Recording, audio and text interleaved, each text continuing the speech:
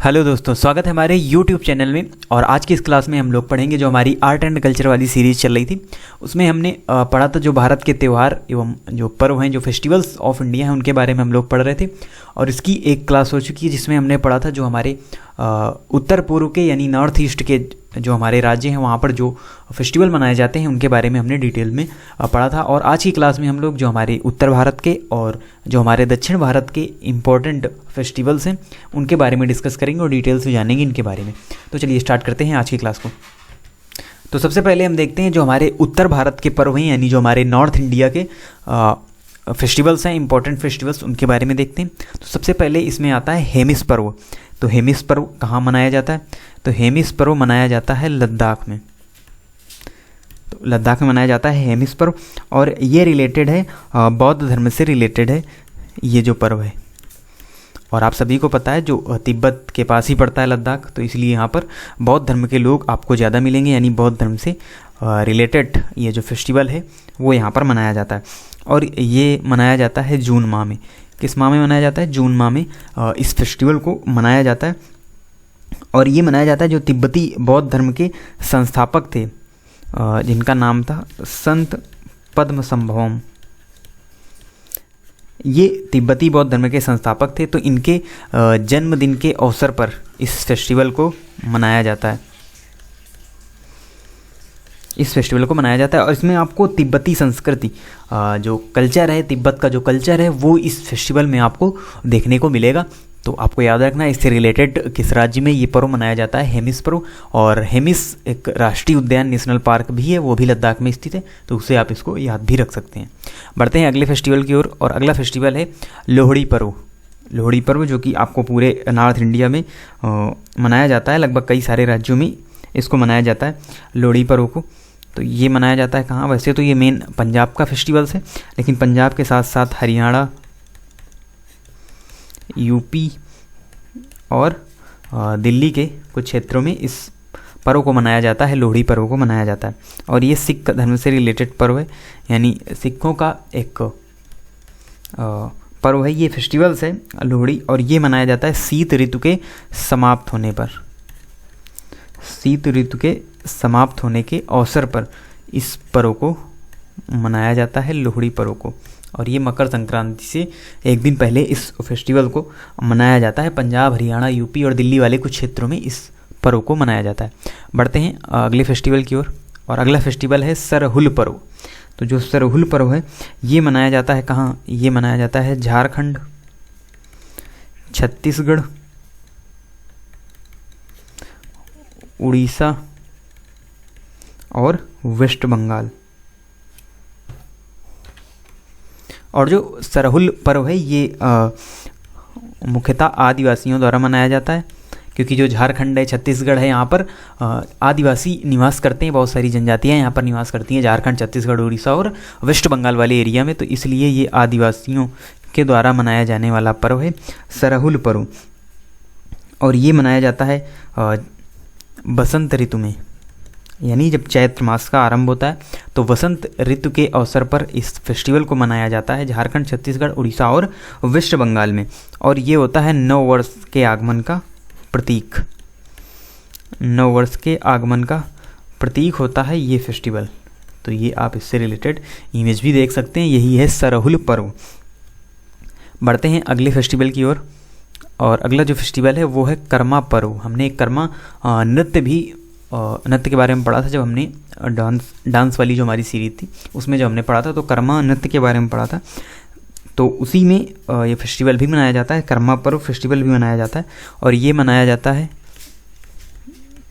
झारखंड, छत्तीसगढ़ और एमपी की जनजातियों द्वारा। तो देखिए यहाँ पर भी कई सारी जो जनजातियाँ हैं वो निवास करती हैं, हमने आपको पहले भी बताया। तो एमपी की जनजातियों द्वारा इस पर्व को मनाया जाता है, कर्मा पर्व को मनाया जाता है। और ये कृषि से संबंधित पर्व है, यानी एग्रीकल्चर से रिलेटेड ये जो पर्व होता है, फेस्टिवल है, वो मनाया जाता है। और कौन कौन सी जनजातियों के द्वारा ये मनाया जाता है? तो इसमें है ओरांव, संथाली, और मोरबा, ये जनजातियों के नाम हैं।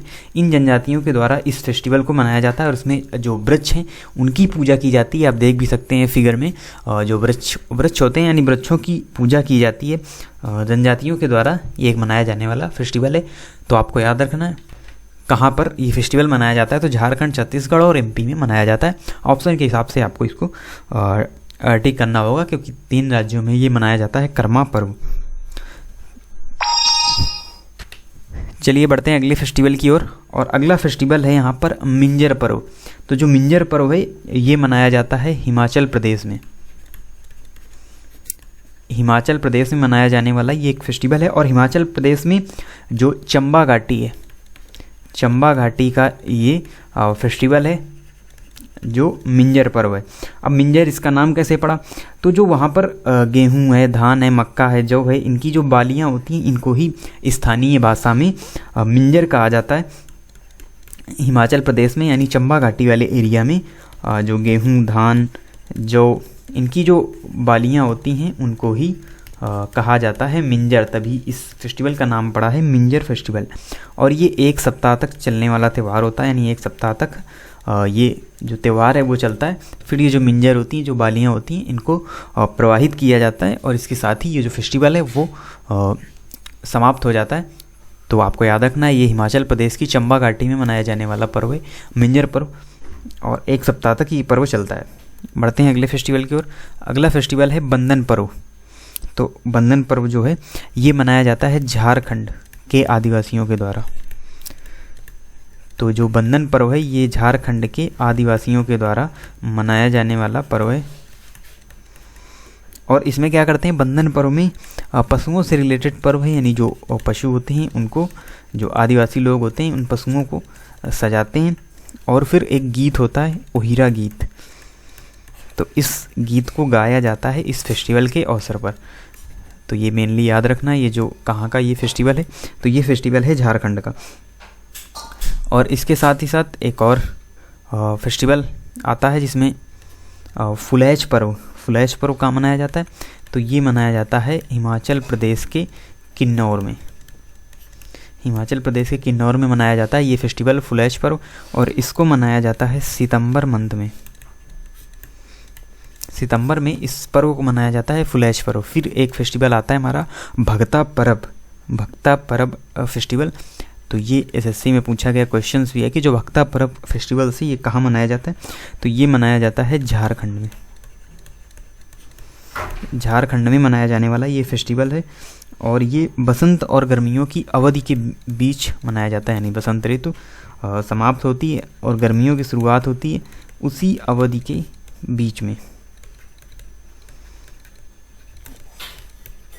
बीच में ये फेस्टिवल है वो मनाया जाता है। तो ये हमारे नॉर्थ इंडिया के इम्पोर्टेंट जो फेस्टिवल्स थे उनके बारे में हमने पढ़ा। अब देख लेते हैं जो हमारे साउथ इंडिया के इम्पोर्टेंट फेस्टिवल्स हैं उनके बारे में। तो इसमें सबसे पहले आता है फेमस, दक्षिण भारत का फेमस जो फेस्टिवल्स है पोंगल पर्व। आपने इसके बारे में सुना भी होगा बहुत बार। तो जो पोंगल पर्व है ये मनाया जाता है कहाँ, ये मनाया जाता है तमिलनाडु में। तमिलनाडु राज्य में मनाया जाता है पोंगल पर्व, और ये भी कृषि रिलेटेड पर्व है, यानी कृषि संबंधी ये फेस्टिवल है पोंगल पर्व। और पोंगल पर्व किससे मिलान खाता है, तो जिस प्रकार से हमारे उत्तर भारत में 14 जनवरी को मनाया जाता है मकर संक्रांति। मकर संक्रांति त्यौहार जो हमारे उत्तर भारत में जिस प्रकार से मनाया जाता है, उसी प्रकार से दक्षिण भारत में पोंगल फेस्टिवल को मनाया जाता है। जिस प्रकार से उत्तर भारत में मकर संक्रांति, वैसे ही दक्षिण भारत में पोंगल पर्व। और इस पर्व के दिन जल्लीकट्टू क्या है, तो जल्लीकट्टू नामक बैल दौड़ का भी आयोजन किया जाता है। कहीं कहीं पर किसी किसी क्षेत्र में जल्लीकट्टू नामक बैल दौड़ का आयोजन भी किया जाता है इस पर्व के अवसर पर। लेकिन पशुओं में क्रूरता के बढ़ते सुप्रीम कोर्ट ने इस कार्यक्रम पर रोक लगा दी थी, यानी जल्लीकट्टू पर रोक लगा दी है। तो ये कुछ ही अब क्षेत्रों में देखने को मिलता है, बाकी इसको समाप्त कर दिया गया क्योंकि इसने सुप्रीम कोर्ट ने रोक लगा दी। बढ़ते हैं अगले फेस्टिवल की ओर, और अगला फेस्टिवल है ओणम पर्व। ये भी काफ़ी इम्पोर्टेंट फेस्टिवल है साउथ इंडिया का। तो ओणम पर्व है ये मनाया जाता है केरल में। तो आपको देखिए स्टेट याद रखना है, जो पोंगल पर्व है वो तमिलनाडु में, जो ओणम पर्व है वो केरल में मनाया जाने वाला पर्व है। और ये अगस्त सितंबर में मनाया जाता है ये फेस्टिवल।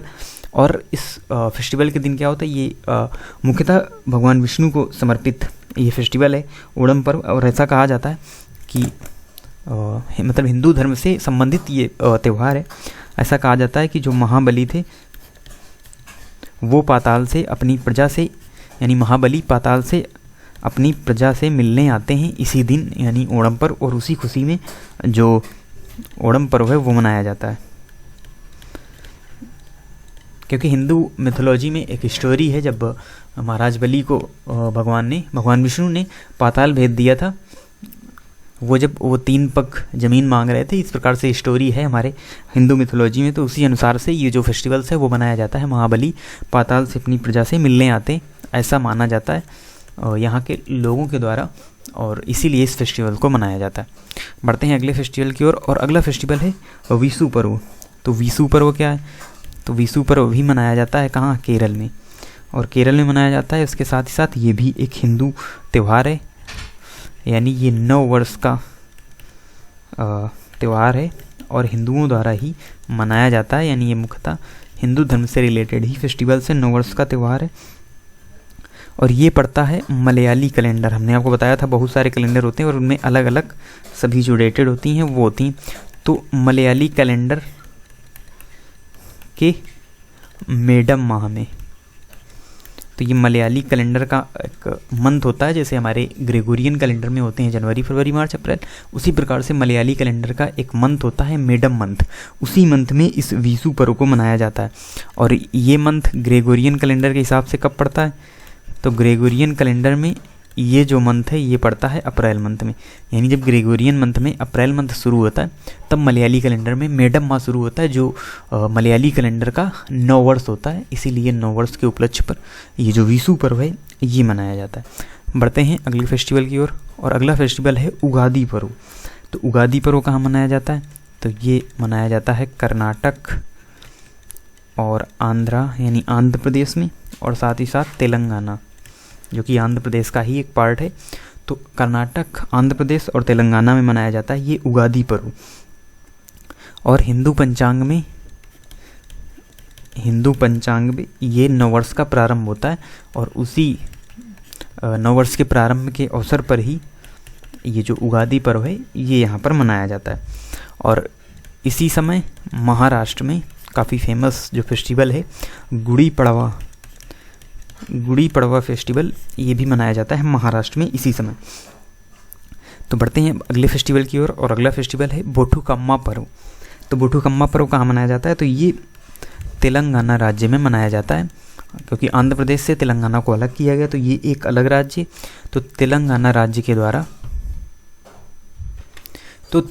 राज्य की महिलाओं द्वारा ये फेस्टिवल मनाया जाता है, यानी बोठुकम्मा पर्व। और ये जो पर्व है ये तेलंगाना का पुष्प पर्व भी इसे कहा जाता है, यानी फ्लावर फेस्टिवल ऑफ तेलंगाना इस पर्व को कहा जाता है, बोठुकम्मा पर्व को कहा जाता है। और देख भी सकते हैं आप इमेज में, आपको पुष्प ही पुष्प दिखाई देंगे, फ्लावर्स ही फ्लावर्स आपको दिखाई पड़ेंगे, क्योंकि ये तेलंगाना का पुष्प पर्व माना जाता है। और ये मनाया जाता है शरद ऋतु के आगमन का। ये जो त्यौहार है वो सूचक होता है कि जब ये त्यौहार मनाया जाता है शरद ऋतु के आगमन के अवसर पर। तो आपको याद रखना है स्टेट, इससे रिलेटेड किसी स्टेट में ये मनाया जाता है। फिर 2 पर्व और आते हैं हमारे, जिसमें पहला है थाई पुसम पर्व। तो थाई पुसम पर्व ये कहाँ मनाया जाता है, तो ये भी साउथ इंडिया का पर्व है, यानी दक्षिण भारत का ही एक पर्व है। और भगवान शिव के 2 पुत्र थे, गणेश और कार्तिकेय। तो भगवान शंकर के 2 पुत्र गणेश और कार्तिकेय को ही साउथ इंडिया में क्या कहा जाता है, मुरुगन कहा जाता है कार्तिकेय को, तमिल में यानी दक्षिण भारत में। तो क्या हुआ कि कार्तिकेय की दानवों पर जीत के उपलक्ष्य पर इन्होंने कई सारे जो राक्षस थे उन पर जीत हासिल की, और उसी जीत के उपलक्ष्य में ये जो पर्व है वो मनाया जाता है साउथ इंडिया में, और वहाँ पर कार्तिकेय को मुरुगन कहा जाता है। तो उसी अवसर पर ये थाई पुसम पर्व मनाया जाता है। इसके साथ ही साथ ये कई सारे देशों में भी मनाया जाता है, जैसे कंबोडिया और जो जहाँ पर तमिल लोग रहते हैं वहाँ पर इस पर्व को मनाया जाता है तमिल लोगों के द्वारा। फिर एक फेस्टिवल्स है पूरम पर्व। पूरम पर्व ये मनाया जाता है केरल में। केरल का ये फेस्टिवल है पूरम पर्व और ये मनाया जाता है अप्रैल और मई के महीने में। तो ये हमारे टोटल जो फेस्टिवल्स है सभी के बारे में हमने डिटेल से देखा। सबसे पहले हमने नॉर्थ ईस्ट के जो हमारे फेस्टिवल्स हैं उनके बारे में पढ़ा, फिर हमने नॉर्थ इंडिया के जो फेस्टिवल्स हैं उनके बारे में पढ़ा, फिर हमने साउथ इंडिया के फेस्टिवल्स हैं उनके बारे में पढ़ा। अब इसका जो पार्ट 3 होगा, यानी फेस्टिवल्स वाली सीरीज का जो पार्ट 3 होगा, इसमें हम इससे रिलेटेड क्वेश्चंस को सॉल्व करेंगे, जिस प्रकार से हमने डांस वाली सीरीज में किया था कि 2 लेक्चर से पहले हमने उसको पढ़ा था जो हमारे लोक नृत्य थे, और फिर पार्ट 3 में हमने उससे रिलेटेड क्वेश्चंस को सॉल्व किया था। तो इसमें भी उन क्वेश्चंस को हम शामिल करेंगे जो किसी न किसी एग्जाम से पूछे गए हैं और काफ़ी अच्छे जो क्वेश्चंस हैं उनके बारे में डिस्कस करेंगे हम इसके पार्ट 3 में। और फिर उसके बाद हम पढ़ेंगे जो भारत के महत्वपूर्ण मेले हैं, जैसे कि सोनपुर का मेला या अन्य जो इम्पोर्टेंट मेले हैं उनके बारे में डिस्कस करेंगे एक क्लास में। और फिर हमारी जो आर्ट एंड कल्चर वाली सीरीज है पूरी तरीके से कंप्लीट हो जाएगी और यहीं से क्वेश्चन बनते हैं किसी भी एग्जाम्स में आर्ट एंड कल्चर से रिलेटेड, या तो वो बनते हैं फेस्टिवल से, या वो बनते हैं शास्त्रीय नृत्य से, या वो क्वेश्चन बनते हैं लोक नृत्य से। और अगर बहुत बाहर पूछा गया तो फिर जो भारत के इंपॉर्टेंट मेले हैं, महोत्सव हैं, उनसे रिलेटेड क्वेश्चंस बनते हैं, तो उनके बारे में भी हम डिस्कस करेंगे। आप इसी तरीके से चैनल से जुड़े रहें, साथ ही साथ हमारे जो अन्य प्लेटफॉर्म है इंस्टाग्राम, टेलीग्राम, वहाँ पर भी आप जुड़ें, उनकी लिंक भी आपको डिस्क्रिप्शन में मिल जाएगी। तो मिलते हैं आपसे नेक्स्ट वीडियो में, तब तक के लिए धन्यवाद।